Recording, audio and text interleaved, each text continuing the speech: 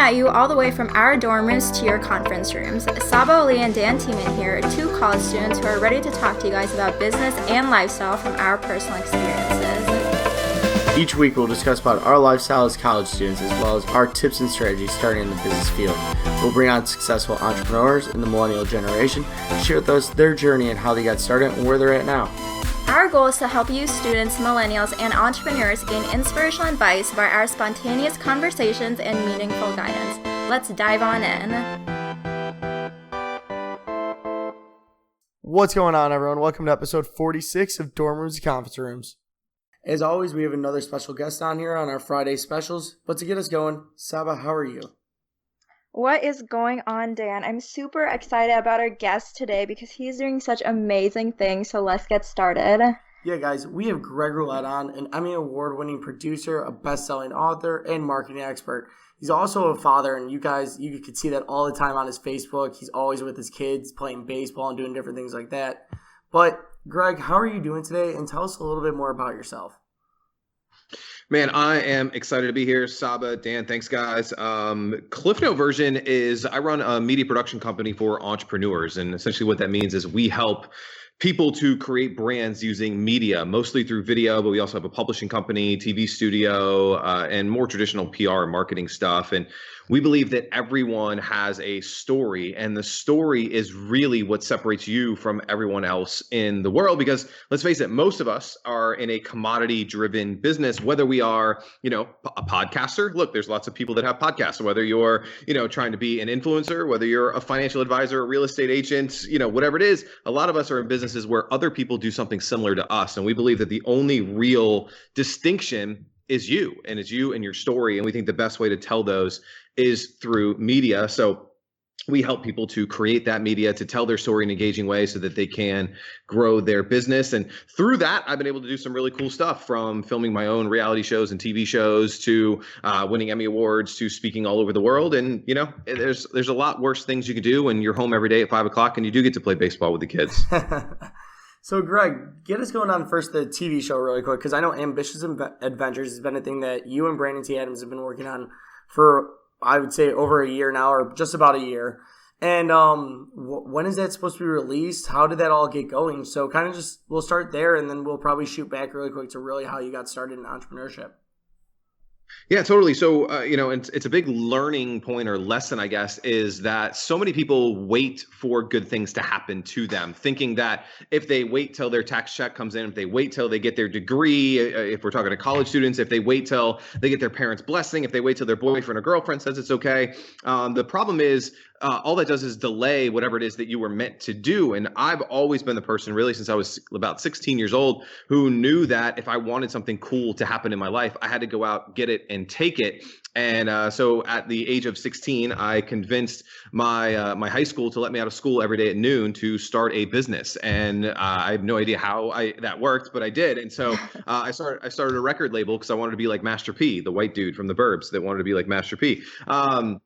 And so they let me out of school every day at like noon, 12:30, whatever it was, to start this record label. And obviously you sign yourself as the first artist. And that's really, how it all started for me. Was I was just like, I kind of want this. And I would reverse engineer how other people had done it. So I saw what Master P did. Like, he went out and he recorded his own albums, and he sold it at the swap meets, and he sold it at parties. So I did the same thing, recorded my own album. I had a job on the weekends, took that money, brought it to the recording studio, and started recording my own albums. And so now fast forward, a lot of years later, we won't reveal that stage today, but a lot of years later, about 20 years later, 15 years later, I had the same idea for a TV show, and I'm in Orlando, Florida, and there's no TV producer who's just like hanging outside my office saying like, hey, Greg, we want to put you on TV now. Most people think that there's like this magical fairy that's going to like bless you and be like, all right, you've now been in business for 20 years. You deserve a TV show. Like that doesn't happen. It's never happened and never will happen. So if you want something, and I wanted to host a TV show, you got to go and create it. So last January, I was in the Dominican Republic filming a documentary, the one that actually ended up winning me the Emmy Award with my partners, Nick and Jack. And I had this crazy idea to do a travel show seen through the eyes of entrepreneurs. Most travel shows are seen through the eyes of the food. So like the burger joints and the barbecue places and the food of the city. I wanted to see it through the people who are actually making the city, the entrepreneurs. And they all thought it was a stupid idea. And so I did what every smart person does, is I went and did it anyway. So I actually self-funded the pilot episode. We shot it in St. Petersburg, Florida. It wasn't amazing, but it was good enough to be a proof of concept, which is then where I ran into Brandon T. Adams, actually where I met Saba last year as well, over at a Young Entrepreneur Convention. I kind of gave him the cliff notes on what I was doing, heard that he was doing some fun crowdfunding stuff, and one thing led to another, and he helped me crowdfund. We raised $53,000 in 28 days. We went all around the country last year filming 6 episodes. And the $1 million question that everyone wants to know is, when can they see this thing? And I wish I had the golden answer, but we are still fishing for distribution. It's one of those things, like if we like release it on like YouTube or Facebook, which we could do like literally like right now, but we lose all the leverage as we still try to work with networks and things like that. So we are in kind of this cat and mouse waiting game at the moment, which kind of sucks because we have all these people that back the campaign. We have a lot of people that want to see it. We've shown a couple private screenings. We were just up in Iowa at the Young Entrepreneur Convention where we showed the premiere of the Des Moines episode. We've shown the Hollywood episode a few times in private screenings. So I would love to share it like tomorrow. It's really good and I want people to see it, but unfortunately, that's just not the reality we live in. So there's the Cliff Notes version of rapper in rock band to TV star to today. That's awesome. That's awesome. So Greg, kind of take us back a little bit more. So when did you actually first get really interested into like entrepreneurship? So you went to high school, you graduated, then like what did you do after? Did you go to college? Did you not go to college? Yeah, great question. So I didn't know it was called entrepreneurship back in high school. Like it wasn't cool like it is today. Like there was no Instagram entrepreneurs or anything fancy like that. So I was just trying to make a dollar because my parents were broke. And if I wanted to go to the party on Friday night and have a little bit of cash to take the girls out, like I had to go make money. So that's really where the whole record label started from, is like, I want the gold chains and the nice cars and the nice shirts and the nice shoes. And no one was ever going to give it to me. So I went out there and just kind of did it myself. For when I graduated high school, I was supposed to go to college for music production to kind of learn that world. Financially, it just didn't happen. So I kind of fell back into University of Central Florida, where apparently I went for 4 years, but I have the credits of a college freshman. Ended up essentially I would like start every semester like strong, like this is going to be the semester. And then like 3 weeks in, I would drop all my classes and just go on tour. Like it was just way more fun. And so ended up not graduating. But I would always take student loans. I would always take my student loans out at the beginning of every semester, and I would go buy recording gear. And I taught myself how to engineer, and I basically recorded every hip hop artist that was at the University of Central Florida. I mean, just every night there was, 3, 4, 5 studio sessions, and that's how I paid my bills and, got through college and learned the ropes, learned how to produce, learned how to be an engineer, learned what they were doing, learned, what they were doing after they put out the album. Were they going and playing shows? And so, started learning that side, started touring with them, it was just an incredible vibe. And we've had everyone from Lazy Bone from Bone Thugs and Harmony in my dorm room, and to opening up for bands like Papa Roach and Seven Dust and Cottonmouth Kings and Bubba Sparks, and just so many cool things because of that. Again, I wouldn't call it entrepreneurship. I would call it survival, more so than anything. But it was just this idea that, again, if I wanted a better life for myself, for whatever future family I was going to have, like I had to create it. I was not going to get it, working a 9 to 5. I was not going to get it at some place where they could just, fire me, over something silly. So I went out and just did it all myself. So that gets us to the point of college then, and now you're a little bit further down the road too. Actually, how did you get into videography then? How did you start recording things and doing all that? Yeah, video actually, it came a little later. So 2 things about video. I saw like very early that like YouTube was going to be huge. I was not Gary V in my prophecy and everything that he did. But again, kind of what I talked about earlier, being that the only real differentiator is you and your story. I knew that as I started transitioning more into the business world, there was a million people that were doing, so Cliff Note version, started kind of a marketing agency, social media agency, first to help musicians, and then it kind of transitioned into business owners. because of everything that we were doing with the band. Like we had like the million friends on MySpace, which means nothing now, but at the time it was actually like a big deal. All these other companies started asking us like what we were doing. And again, there was no, like, why would someone hire me? Why in the world would someone hire like this punk 23, 24-year-old kid over everybody else? And so I knew that the best way for me to get new business was to actually demonstrate that I was good, that I had chops, that I had skills. And I found video as a medium to do that, because I could literally jump on a video, I could jump on a whiteboard, and I could be like, all right, you're a sushi restaurant. Why doesn't your website look like this? And why don't you do mobile ordering? And here's how you can take orders with @replies via Twitter. And here's how you could do this and that. And I would literally just shoot these videos, because I knew that once people saw me, there was a much better shot of them hiring me. And in those videos, I just value bombed and like just taught and again, I used my personality and I wore what I wanted to wear and I wasn't in the suit and tie. And, it allowed people to connect with me better than any like cold email ever could, better than, even in person. Like I'm very introverted. Like I despise like small talk at a conference. Like it gives me anxiety. So I could talk to a video camera, and it was the easiest thing in the world for me to do.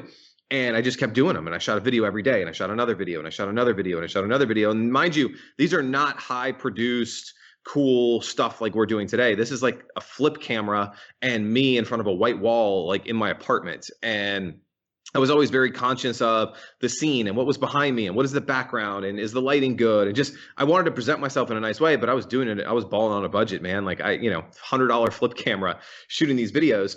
As time progressed, again, I knew that I needed to level up. And even now in today's landscape, I think the reason why I wanted to go out and start producing documentaries and TV shows and stepping my game up is because everyone on the face of the planet has a cell phone with a camera on it. And if everyone has that, then there's no advantage to anyone just going out and shooting selfie videos. So I always wanted to play at a step above. So just started learning this whole video world and studying what people were doing. And just like I reverse engineered what Master P was doing, well, now I reverse engineer what does Anthony Bourdain do? What does Anderson Cooper do? What does Ryan Seacrest do? Like, what are these people doing to produce video at a high quality rate? And we just reverse engineer it, and we just do it for ourselves. So long story short, if you're, in college, out of college, about to graduate, the fastest way I think that you can grow your business or get business is to show that you can help people by actually helping them. And the best way I think you can do that is via video. It's what I did. I actually got on video and I helped people. I wasn't like, here's what I'm eating for breakfast and here's me walking down the street and here's me doing push-ups. It's like,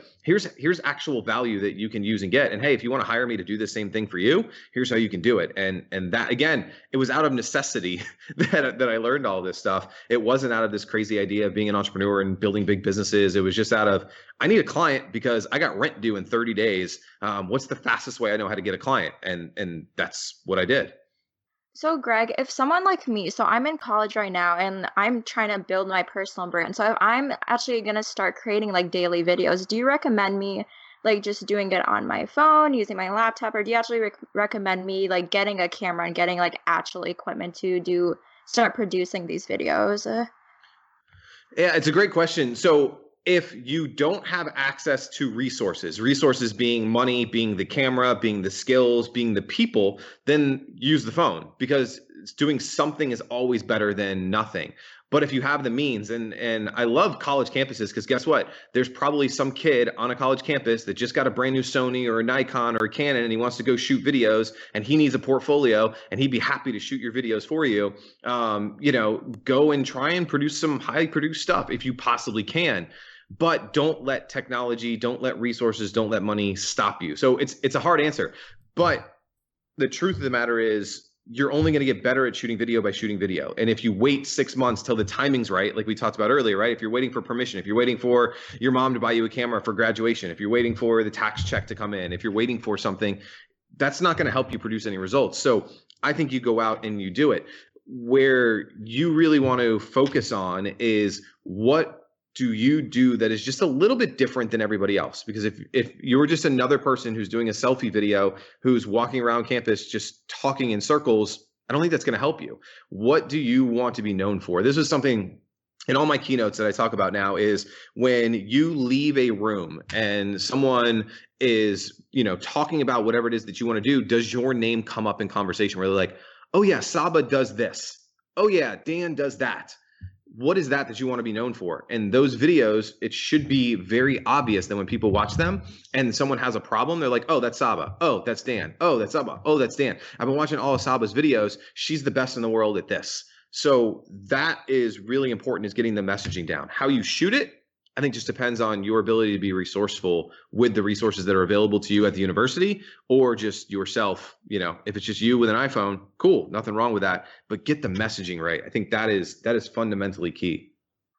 So besides just a video, what are like other major tips that you can give to like college students who are trying to build up their personal brand? Because I know I actually did ask you this when I came down to Orlando for the premiere. You guys had that workshop, and I asked you, how else can people start building up their personal brand if they are in college? Yeah, so I have no idea what I told you the advice was then, but I'll tell you what I want to say now. Is that so two things. One is stop consuming and start creating. So many of us live our lives in consumption mode where we are, scrolling through Instagram. Well, stop scrolling and start creating something for Instagram. If you want to be a personal brand, if you want to be a personality, if you want to grow your business using personality, well, you have to put stuff out into the world. So if you are, just sitting there and you're like, damn, I've been like playing on Reddit or watching YouTube videos or scrolling Instagram for the last hour, stop and create something for that platform. So stop consuming, start creating. The second thing is, I love video. I think that there is no better way to create a connection, an emotional connection with someone, than being on camera, direct to camera, and talking to someone. With that said, if being on video scares the living crap out of you, don't do video, because guess what? There's a podcast just like we're doing right now. Like, this is just audio. It's a great way to connect with people. Guess what? You can still write stuff. Like, writing isn't dead. Shitty writing is dead. Crappy writing is dead. Like, if you can't write, don't write. But if you're a great, brilliant writer, people still love to read things. So create content in the medium that is most familiar to you, or that's going to best set you up for success. That doesn't mean that long-term, I don't think you should get good at the camera. But if you're like, oh man, camera, lights, all that scares the crap out of me. I stutter. I'm not very good. Well, cool. Can you talk? Can you talk into a microphone? Great. Start a podcast. Can you write really good? Great. Start a blog. Start writing for Medium. Start writing for, Influensive or any of these other publications that are out there that allow you to write stuff. So pick the medium that is your strong suit while you build up to being great at video. So 2 pieces of advice: stop consuming and start creating. And then 2, pick the medium that best benefits your skill set. So, Greg, I know that now you've gotten a lot bigger with everything you're doing. How did you build that team around you? Did it start with friends and then grow into other people? Or how did you really start growing that team around you to really grow this big company? Yeah, great question. So it kind of goes back to putting great things out into the world. So the more content that I put out into the world, the more opportunity started coming in. It was like a magnet, right? So I would put out a video on YouTube and someone would see it and be like, hey man, I love that video. Can I help you? Hey man, I heard you get interviewed on this podcast. Can I help? Hey man, I do this. Hey man. And so I believe that the more valuable stuff that you put out in the world, the easier it is to build your empire, because other people want to be a part of what you're doing. So the first employee that I ever hired saw one of my videos and wanted to help me with video production. My business partner now, Nick Nanton, saw me because of a guest post that I wrote on Mashable.com and said, hey man, we were both in the music industry in Orlando. We should do some cool stuff together, and now, millions of dollars and 6 years later, whatever it is, all because of a piece of content that I put out into the world.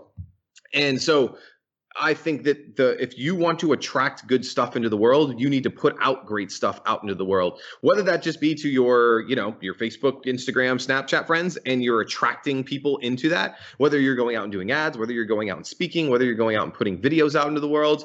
The one thing that I love about some of these platforms, and not all of them, so some of them being like iTunes, what you guys are doing with a podcast, being YouTube, and being blogging, I'm gonna stick to those 3, is the discoverability of them. So Snapchat's great. I actually have no idea how to log in, but apparently Brandon says it's really cool. My problem with Snapchat has always been that people can't just randomly find you.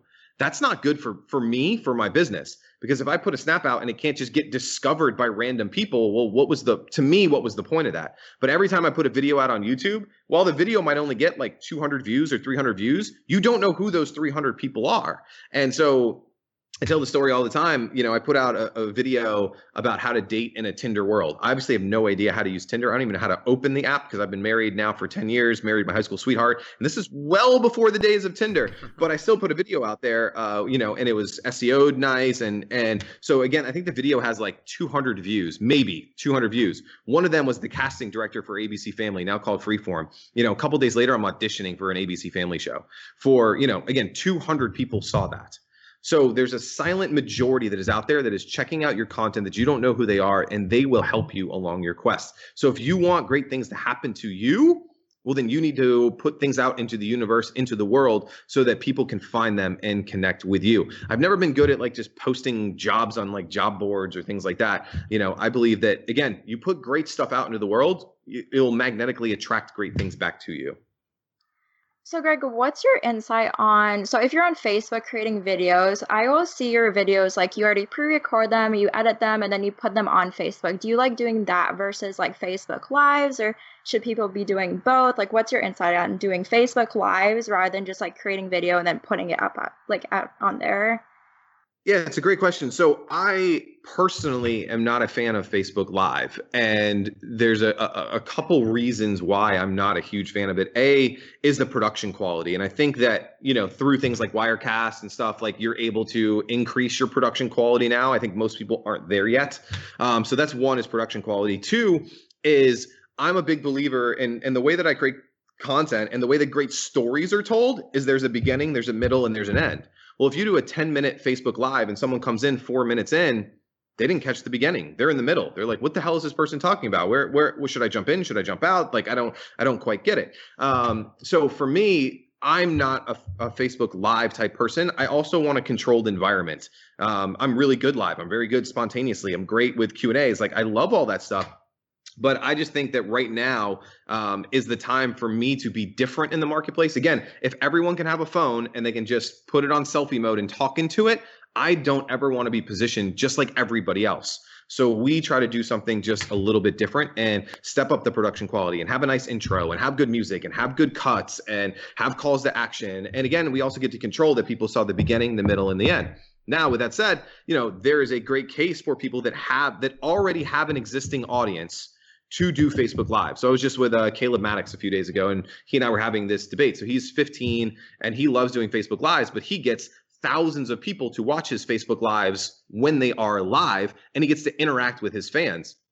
I think when, there's also this thing of when you do Facebook Lives and there's only like 3 people that jump on or 10 people that jump on, like, again, I can't control how many people go watch my Facebook Lives. And to me, that's not good positioning. If I do a Facebook Live and there's only 3 people watching, like, that's not good for my position. If my position is I'm the guy, I'm the video guy, I'm this, I'm that, whether that perception is true or not, whether that's just my ego or not, like, again, that's just not the person that I want to be. So we've stayed away from the live stuff. It doesn't mean that we won't do it, but we've just stayed away from it because the production quality is not there. You can't control the story arc. And then also from a reputation standpoint. But if you have the audience, I think if you already have a large audience and you want to connect with them, I think it's a great medium to connect with an audience that you already have, to give them that personal interaction. I mean, when I was, trying to get into the music industry, like if Master P went up and did a Facebook Live and I could just talk to him about questions about the music industry, I think that would be awesome. So I see the point in it, again, if you already have the audience, but I don't think it's a great way to build audience if you don't already have it. So Greg, I know I watch pretty much all your videos on Ambitious TV, your daily vlog that you do now, or your daily videos. How did you come up with that? How did you think I want to start doing this daily video series? Because I'm going to say a lot of that, it's really great content. Like the one about, calling your parents or something like that. As soon as I even got done watching it, I literally called my mom too. It was something that was actually a really powerful one, just so you do know. How did you think of all that?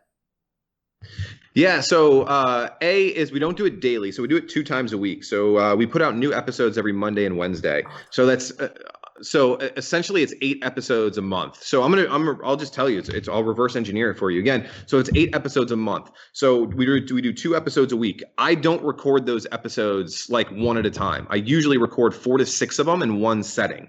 So we're doing it, I think, tomorrow or Wednesday. I forget. Just depends on when you're listening. This doesn't really matter. But so one day this week, I will shoot probably 6 episodes of Ambitious Life. I will change shirts. We will change the background a little bit, and we'll shoot like 6 episodes back to back to back to back.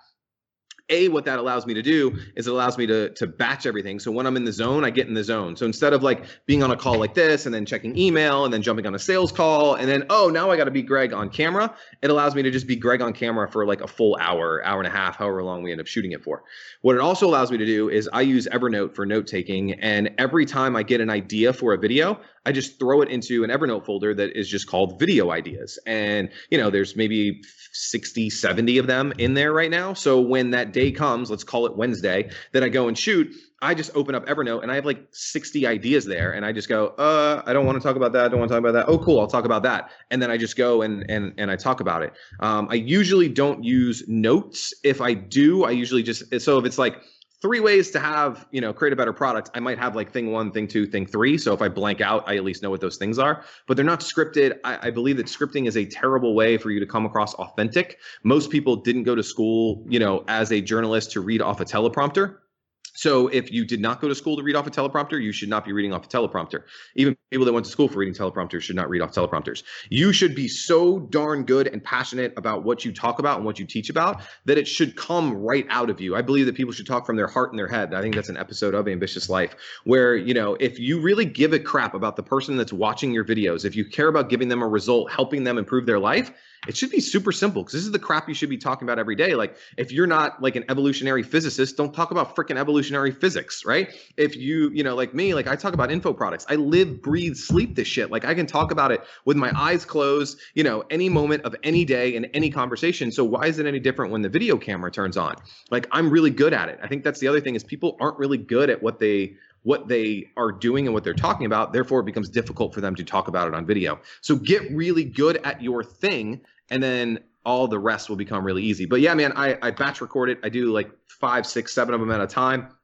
Everything's in an Evernote folder, so I can just turn on and go because it is hard to be creative on demand. I am a believer that I use my subconscious mind. I write all these things down, and over the course of like 3 weeks, all those ideas rattle around in my head. And then when I turn the camera on, it's super easy to talk about. So Greg, you have like a lot going on with like your companies, your TV show, and then these videos that you create. So how do you balance your work life and then also your family life because you have a wife, kids? So how do you like do all of that? Another great question. You guys are hitting hard today. So there's a great book by Craig Ballantyne. It's called The Perfect Day Formula. And in it, he talks about establishing rules for your life. And most people think that rules are constraints and, like I want to have freedom. So rules suck and, like all these things. But actually rules really help give you more freedom because it makes your decisions much more black and white. And when your decisions are black and white, you don't play in the gray area and you don't do anything stupid. So like one of the, things that I do stupidly is my eating habits. Like I don't have black and white. So I make a dumb decision and I eat burritos every day, which is not good for, a mid-30s guy to eat burritos every day. You should be eating salad. But with my family life, it is very black and white. So every day that I'm in town, that I'm in Orlando, Florida, I leave the office at 5 o'clock on the dot. I could be talking to, Richard Branson or whoever, but at 5 o'clock, sorry, man, I'm out. And I leave every single day at 5 o'clock and I go home. And from 5 o'clock to about 8:30, whenever the kids go down, no phones, no email, no texting, no social, no nothing. I'm home and present with my family. And I've trained my clients to know that. I've trained, on podcasts like this, I get asked that question all the time and I tell people that. So people just know, like, that is family time. That is, you don't get access to me. And then I go back and I work from, 9 o'clock to 11 o'clock at night, just following up little things that I need to do. Having a team helps a lot, and having the trust in your team that they're going to do it right. Because if I had to re-look, like those Ambitious Life videos, I shoot them and I never look at them again. Like I don't see the edit. I just post them. And it's only because I built trust in Dan to go and do that for me that I never look at those. And if I had to like watch all those, well, then that's another like 20 minutes every week that I got it. So building a team of people that you can trust to do things right. Now, again, that's 3-4 years of work between me and Dan. That didn't happen in like one day. But putting people around you, I think, is really, really important. Having strict rules about how you're going to treat your, work time versus your other time, very, very important. And then, just adhering to schedules and deadlines. Like, if something's due, you get it done by that date. You don't let it procrastinate. Now, I'm not perfect by any stretch of the imagination, but deadlines really help because you don't want to let people down. You don't want to, look like a schmuck when you said you're going to get something done and you don't do it in time. So that really puts pressure on you. But yeah, that's really where I would start. But Perfect Day Formula is a great book. I recommend everybody to read it from Craig Ballantyne, and it's really what I've used to really set the tone for my life and how I work. That's awesome. So to wrap us up here, Greg, what's one piece of advice you give to our college entrepreneurs, as well as where can they find you at to connect further? Yeah, the one piece of advice I talked about it earlier, but I think it's important, it's worth repeating, is stop consuming, start creating. If you want something good to happen to you, it will never happen by you reading someone else's status, by watching someone else's video, by looking at someone else's photo.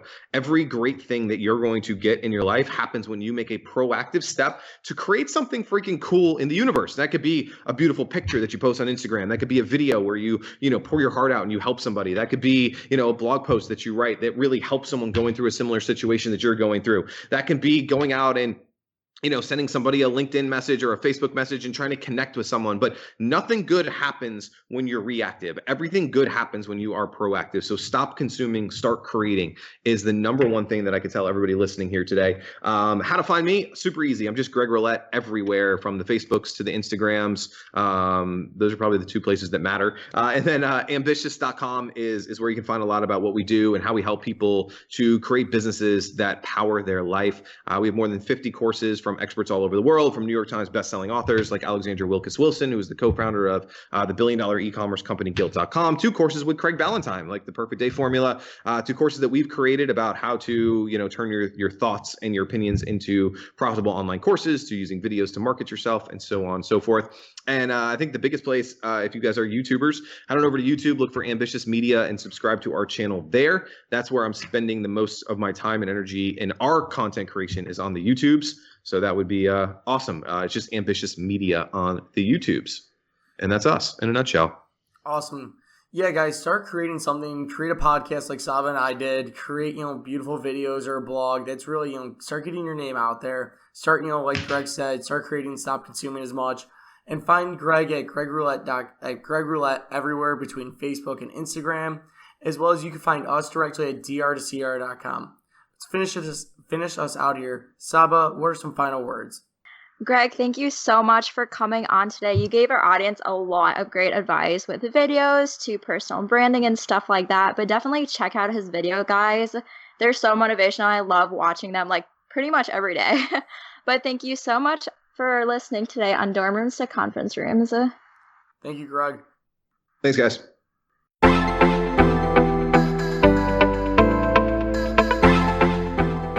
Thank you for listening to this week's episode of Dorm Rooms and Conference Rooms. Don't forget to subscribe. Also, if you haven't joined our accelerator program yet, you can find that at livetogrind.com/college, where we connect you with today's latest influencers and experts in their fields.